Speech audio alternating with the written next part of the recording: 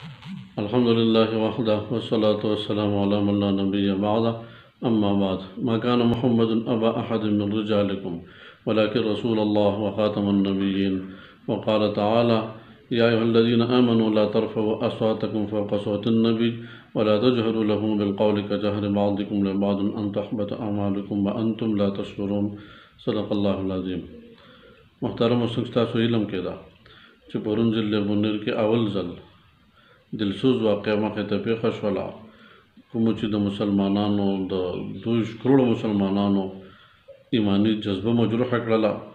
او دغه مومن نومې هلک د ریګا اوسېدونکی بیسیکلي د افغانستان سره تعلق ساتونکي د نبي پاک صلی الله علیه و آله وسلم په حق کې ګستاخانه الفاظ استعمال کړه، بیا په هغه اقرار کوي، بیا به ګواهان پیش کیږي د ساړه تاڼې سټي تاڼې ته اف آی آر درج کولو دپاره ملګري ځي، هغه اف آی آر ترې نه اخلي او باقاعده درج کیږي. یو خو د ساړه سټي تاڼې کوم انتظامیه ده هغه هم قابل تحسین ده چې هغوی بر وخت کاروایي وکړله او دغه اف آی آر یې د 295A او 295C تحت درج کو، کوم چې د آئین پاکستان شق ته د آئین پاکستان حصہ ده. امید دی چې د دې قانون تحت به کاروایي کیږي او پکار هم ده چې قانون ژوندی وي چې آینده دپاره داسې قسمه ګستاخ جرأت نه کوي او سر عام د نبي علیه السلام او د الله په شان کې ګستاخي نه کوي. دویم د پبلک او د عوامو ته هم دا درخواست دی چې چونکې ضلع بونیر ډېر پرامن علاقه ده، پرامن زمونږ ځای دی، نو چې د دې امن خرابولو طرف ته موږ نه بیایو. په داسې موقع باندې به غیر خلک راځي، هغوی به د فساد د خورولو کوشش کوي، نو چې موږ خپل مخکې وروستو انتهایي محتاط انداز سره کو چې خپل احتجاج ریکارډ کوو، نو دا زموږ آئیني قانوني حق دی،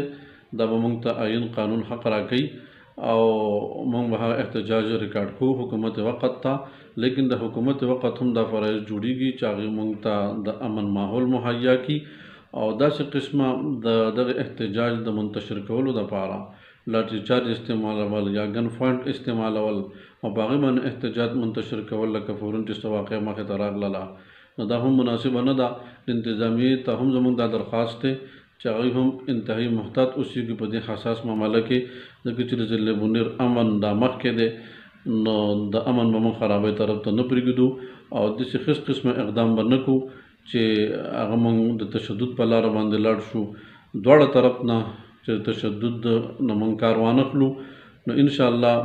چې ضلع بونیر څنګه چې په امن کې و دغه شان په امن کې به پاتې شي. او دریمه خبره د وکلا برادرۍ ته دا درخواست دی چې هغوی هم انتهایي په محتاط انداز باندې دا کیس وګوري او دا کیس منطقي انجام طرف ته ورسولو کې انتهایي د برداشت نه، د تحمل نه، د تحقیق نه کار واخلي